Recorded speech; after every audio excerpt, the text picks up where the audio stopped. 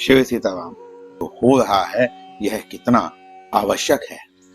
हम बस उस पहलू को देखते हैं कि हमें भौतिक दृष्टि से यह दिखाई देता है कि बुरा कर्म हो रहा है और रोकने वाला उसे रोक नहीं रहा है। मैं यहाँ एक छोटा सा उदाहरण देता हूँ कि एक कीट है जिसे छिपकली खा रही है। सामने आप खड़े हैं, उसे देख रहे हैं, परंतु आपने उसे रोका नहीं, जबकि आप रोकने में समर्थ थे। आप थोड़ी आवाज करते, छिपकली को डरा के भगाते तो उस कीट की जान बच सकती थी, परंतु आपने ऐसा नहीं किया। आप यह चिंतन करें कि आपने ऐसा क्यों नहीं किया, क्योंकि आपको यह पता है कि यह आहार श्रृंखला है, वह उसका भोजन है। या यह भी कह सकते हैं कि वह जो कीट है उसके जीवन का मूल्य आपकी नजरों में उतना नहीं है जितना एक मनुष्य का होता है। यह जो श्लोक है, यहाँ भगवान कहते हैं यो यो याम याम तनुम भक्त श्रद्धया जितुमिच्छति तस्य तस्याचलां श्रद्धा तामेव विदधाम्यहम्। यहाँ से यह गुत्थी खुलनी शुरू होती है। भगवान कहते हैं कि जो जो भक्त जिस जिस देवता की पूजा करता है, श्रद्धा से उनको भजता है, उन देवताओं में उस भक्त की जो श्रद्धा है उसे अचल करने का अर्थात दृढ़ करने का जो कार्य है वह मैं करता हूं। वह देवता की आप पूजा कर रहे हैं और उस पूजा पद्धति विधि विधान में आपकी श्रद्धा जो बढ़ती जाती है उसमें भगवान सहायता करते हैं। भगवान ही वहां पर आपकी उस श्रद्धा को दृढ़ करते हैं। अब यदि यहाँ पर जो शंका उठ रही है वह आपको समझनी है तो आपको श्रीमद् भगवत गीता के अध्याय 7 श्लोक 20 का अध्ययन करना चाहिए, क्योंकि वहां पर ही भगवान ने अन्य देवता कहा था। इससे पिछला वीडियो जो है श्रीमद् भगवत गीता 7:20 में हमने बहुत विस्तार से इस पर बात की थी कि अन्य देवता कौन है। यदि आपने वह वीडियो नहीं देखा है तो कृपया आप उस वीडियो को देखें, तब आप समझ जाएंगे कि अन्य देवता का अर्थ वहां पर क्या क्या है। मैं यहाँ पर विस्तार से अन्य देवता पर नहीं जाऊंगा। हमने यह कहा था कि वह सत्ता जो आपकी इच्छाओं की पूर्ति करने में सक्षम है वह देवता होती है। अब आप इस व्याख्या को क्यों माने? मातु देवो भवा, पित्तो देवो भवा, गो देवो भवा, ऐसा वचन हमारे शास्त्रों में मिलता है। तो माता जो है वह क्यों देव है? जो पिता है वह क्यों देव है? क्योंकि वह पालनहार है, वह आपको कुछ देता है, आपकी इच्छाओं की पूर्ति करता है, इसीलिए वह देवता है। माता भी आपकी इच्छाओं की पूर्ति करती है, इसीलिए वह भी देवता है। गुरु जो है वह आपको ज्ञान देते हैं। उस विषय में, जिस विषय में आपकी इच्छा है, श्रद्धा है, उस विषय को आप जानना चाहते हैं तो गुरु आपको उस लक्ष्य की पूर्ति कराता है, तो वह भी आपके लिए देवता है। यह तो अच्छा पक्ष है, परंतु ऐसा भी कोई राक्षस, कोई बुरा व्यक्ति, आपको धन चाहिए और आप किसी व्यक्ति के पास जाते हैं, उसे धन की इच्छा करते हैं, वह कहता है यह काम कर दो, मैं आपको इतना धन दे दूंगा। वहां पर आप यह देखते हैं कि थोड़ा कार्य करने से अधिक धन प्राप्त हो रहा है, तो वहां भी आपकी श्रद्धा उस बुरे व्यक्ति को देवता मान लेगी, क्योंकि वह आपकी इच्छा की पूर्ति कर रहा है। अब भगवान रोकते क्यों नहीं है? सबसे पहला कारण है भगवान निर्लिप्त है। भगवान ने मनुष्य को विवेक दिया है। स्वभाव जनित कर्म मनुष्य करता है और उसके अनुसार ही उसका फल बनता है। अब यदि आपको इसे समझना है कि ऐसा क्यों होता है तो फिर आपको भगवत गीता में अध्याय 2 श्लोक 47 पर जाना पड़ेगा, जहां पर भगवान कहते हैं कर्मण्येवाधिकारस्ते मा फलेषु कदाचन। तो भगवान यहाँ पर बतला रहे हैं कि तुम्हारा कर्म करने में ही अधिकार है, फल में अधिकार नहीं है। फल परमात्मा देते हैं, कर्म फल जो है वह चलता है। अब यहाँ पर कहते हैं कि फल परमात्मा भगवान देते हैं तो भी भगवान निर्लिप्त कैसे रह पाए? साक्षी भाव नहीं आया, यहाँ पर भगवान की क्रिया हो रही है। तो यहाँ भगवान ने एक ऐसी व्यवस्था बनाई है जिसे कर्म फल कहते हैं। वह स्वचालित है, वह अपने आप चलती रहती है। उसका कारण भगवान है, परंतु वह अपने आप चलती रहती है। यहाँ पर अपने आप चलने में और चलाने में क्या भेद है? हम समझते हैं जैसे मोबाइल कंपनी बनाने वाले जो मोबाइल बनाते हैं, जो सॉफ्टवेयर बनाते हैं, वह सॉफ्टवेयर बनाते हैं उस देश काल परिस्थिति के अनुसार जितना उनकी समझ में आता है। और जैसे जैसे आगे समय बढ़ता है वैसे वैसे उस सॉफ्टवेयर में, हार्डवेयर में उन्हें तब्दीली करनी पड़ती है, बदलना पड़ता है। परंतु ऐसा क्यों होता है? क्योंकि वह उस देश काल परिस्थिति को ही जानते हैं, आने वाले समय को वह नहीं जानते हैं। उनके पास पीछे के समय का डाटा तो होता है कि इतिहास में यह करने से यह हुआ था, परंतु भविष्य का डाटा उनके पास नहीं होता है। इसलिए उसी देश काल परिस्थिति के अनुसार ही वह हार्डवेयर सॉफ्टवेयर बनाते हैं और आने वाले समय में धीरे धीरे उसमें अपडेट करते रहते हैं। परंतु भगवान सर्वज्ञ हैं, इसीलिए भगवान ने जो कर्म फल की व्यवस्था स्थापित की है वह व्यवस्था कभी नहीं बदलती है। वह स्वतः ही अपने आप चलती रहती है। कौन किसका अधिकारी है, किसको कौन से कर्म का कौन सा फल मिलेगा, कौन व्यक्ति कब कौन सा कर्म करेगा, यह भी निश्चित हो सकता है। कौन मनुष्य कैसा कर्म करने के लिए उद्यत होगा, यह भी व्यवस्था बनी हुई है। क्योंकि मनुष्य का जन्म उसके पिछले कर्मों के अनुसार बनता है और वैसे ही संस्कारों के साथ वह पैदा होता है। परंतु यदि वह चाहे तो अपनी गति को बदल सकता है। यही मनुष्य जन्म की महिमा है। वह जैसी संगत करता है, वह जैसे लोगों के साथ रहता है, वह जैसे उसका लालन पालन होता है, जैसे उसका चिंतन चलता है, उसी प्रकार के स्वभाव उसके बनने लगते हैं और इसी से ही वर्ण बनता है। वह मनुष्य अच्छी गति को जाएगा कि बुरी गति को जाएगा, यह पूर्णतः उस मनुष्य के नियंत्रण में है, क्योंकि भगवान ने उसे स्वतंत्रता दी है।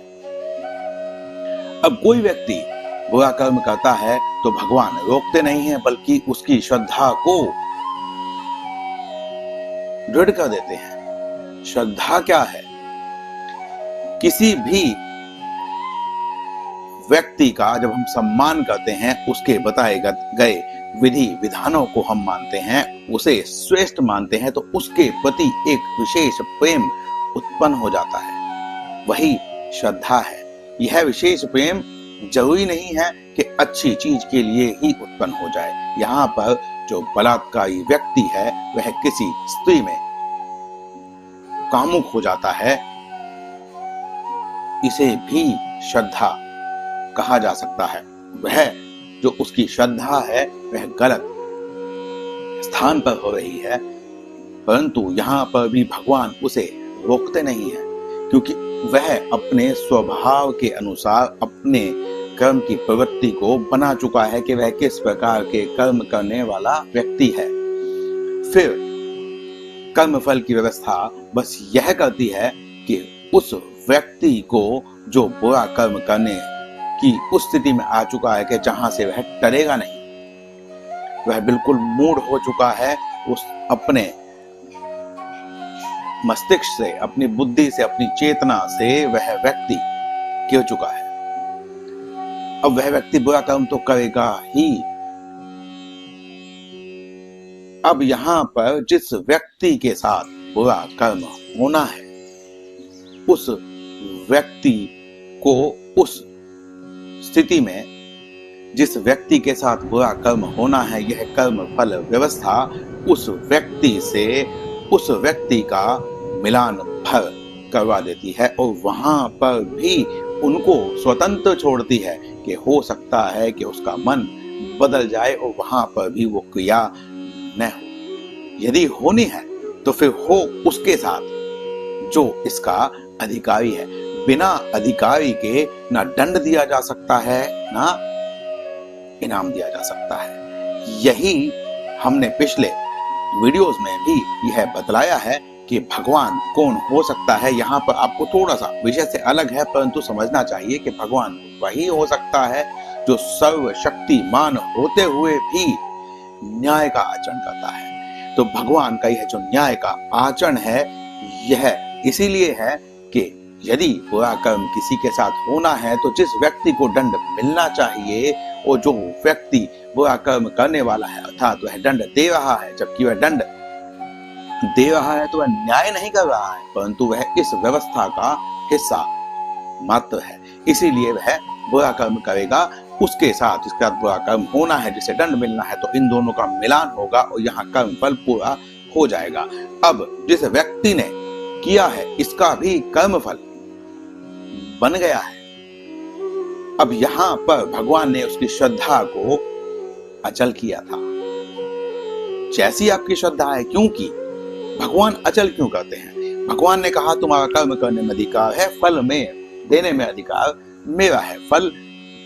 कर्म फल की व्यवस्था आपको देगी। तो वो व्यक्ति जिस श्रद्धा की ओर भाग रहा है, अंधी दौड़ में लगा हुआ है, जो वह चाहता है, उसे यदि भगवान रोक दे तो फिर मनुष्य की स्वतंत्रता चली जाएगी। हमने एक पहले वीडियो में भी कहा था कि दो लोक हैं, एक स्वर्ग लोक, एक नरक लोक। स्वर्ग लोक में देवता रहते हैं, वहां पर सभी वैभव की पूर्ति है, वहां पर अच्छी अच्छी चीजें होती हैं।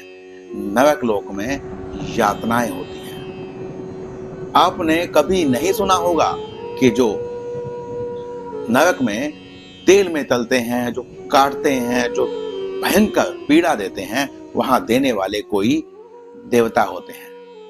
वहां पर वह पीड़ा देने वाले असुर राक्षस ही होते हैं। यहाँ पर भी यदि आपने कोई कार्य दंड पाने लायक किया हुआ है तो आपको दंड देने वाला व्यक्ति आसुरी प्रवृत्ति का ही हो सकता है। संत व्यक्ति आपको कैसे पीड़ा वेदना दे सकता है? वह तो आपको जगाने का प्रयास कर सकता है। तो इसीलिए भगवान बुरे कर्म को रोकते नहीं हैं, बल्कि उसकी श्रद्धा को अचल करते हैं। यह तो बुरे व्यक्ति की बात हुई।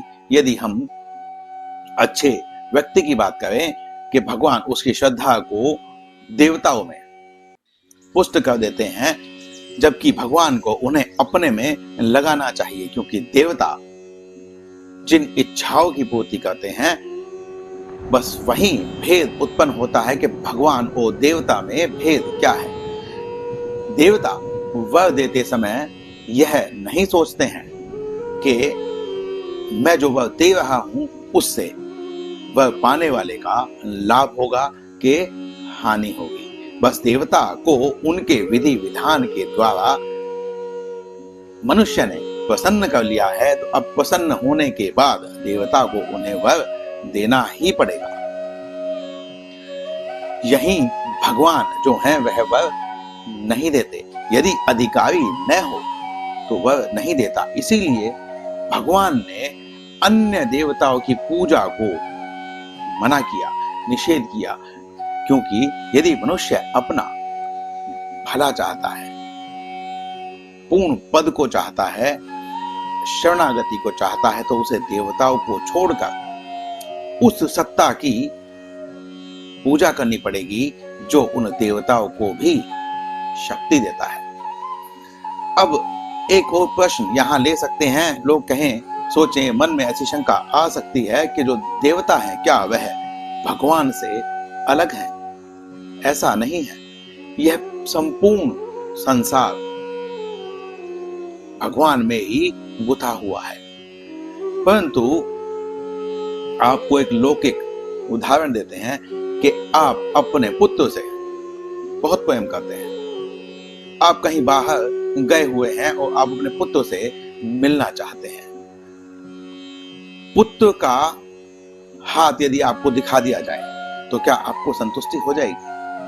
पुत्र का पैर आपको दिखा दिया जाए तो क्या आपको संतुष्टि हो जाएगी? पुत्र के अंग दिखाने से आपको संतुष्टि नहीं होगी। आपको संतुष्टि होगी जब आप पूरे अपने पुत्र को देख लेंगे भली प्रकार से कि वह सही है कि नहीं है, उसकी स्थिति कैसी है, वो खुश है कि दुखी है। जब तक आप उसे संपूर्ण रूप से जानने नहीं लेंगे, उसकी स्थिति को नहीं जान लेंगे, तब तक आपको तसल्ली नहीं होगी। ऐसे ही जो भगवान है, जब तक हम उनको संपूर्ण न देखें, उनके गुणों को न जाने, उनकी शरणागति को न पालें, उनके पैर को पाकर, उनके उंगली को पाकर, उनके हाथ को पाकर, हालांकि उनका जो शरीर है वह तो सतचित आनंद रूप है, तो आपको हर शरीर के अंग से, रोम से भी वही शांति प्राप्त हो जाएगी।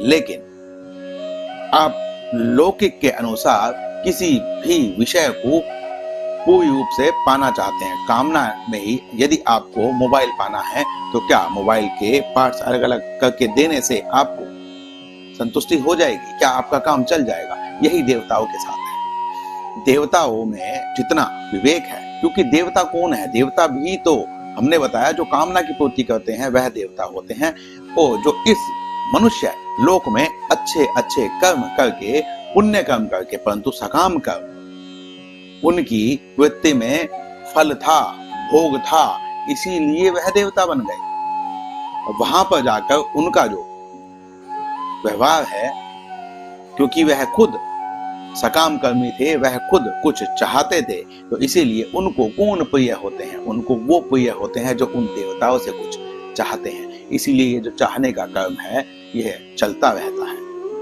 मनुष्य देवताओं को पुष्ट करता है, देवता मनुष्य को वशा करके, उनको धन वैभव देकर, उनकी इच्छाओं की पूर्ति करके मनुष्य को पुष्ट करते हैं, क्योंकि फिर मनुष्य पुष्ट होकर वापस से देवताओं को पुष्ट करेगा और यह क्रम चलता रहेगा। परंतु भगवान को आपसे कुछ नहीं चाहिए, इसीलिए भगवान आपको वर नहीं देते। भगवान विष्णु को आपने वर देते हुए नहीं देखा होगा, क्योंकि वो वैसा वर देते ही नहीं जिससे तुम्हारा कल्याण न हो। तो भगवान को भजना है कि देवताओं को भजना है, यह आपको देखना है। अब भगवान अपनी ही शरण में सीधा क्यों नहीं लगाते? देवताओं या जिस भी श्रद्धा की ओर मनुष्य चल रहा है, उस श्रद्धा को अचल क्यों करते हैं? क्योंकि यदि भगवान सबको अपने शरण में लगा लें तो बहुत सारे लोग यह कह सकते हैं कि भगवान तो चापलूस है, पसंद है, वह अपनी ही पूजा करवाना चाहते हैं। भगवान ने यहाँ पर मनुष्य को विवेक देकर, स्वतंत्रता देकर बहुत सारे मार्ग दे दिए हैं। मनुष्य जिसे चाहे उसे चुन ले, यही तो स्वतंत्रता है। यदि यह स्वतंत्रता न होती तो फिर भगवान की जो शक्ति है उसका एहसास आपको कैसे होता? इस व्यवस्था को समझने का, चिंतन करने की आवश्यकता ही क्या पड़ती? फिर तो यह मशीन की तरह, जैसे रोबोट होते हैं, वे हमारे कंट्रोल में हैं, हम जो चाहे उससे करवा सकते हैं, कमांड देंगे और वह करता ही चला जाएगा। तो उसमें और मनुष्य में क्या भेद रहेगा? इसीलिए भगवान उस श्रद्धा को चलायमान नहीं करते, अचल कर देते हैं, क्योंकि इससे भगवान का जो विधि विधान है उसके अनुसार ही कार्य हो रहा है।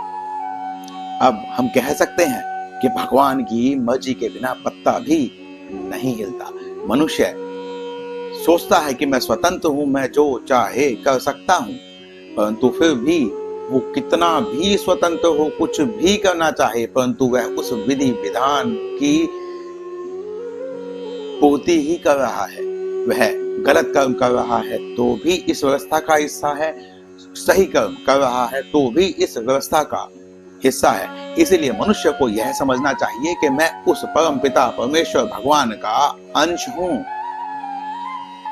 जिस प्रकार भगवान अविनाशी हैं, मैं भी अविनाशी होना चाहता हूं, मैं कभी मरना नहीं चाहता।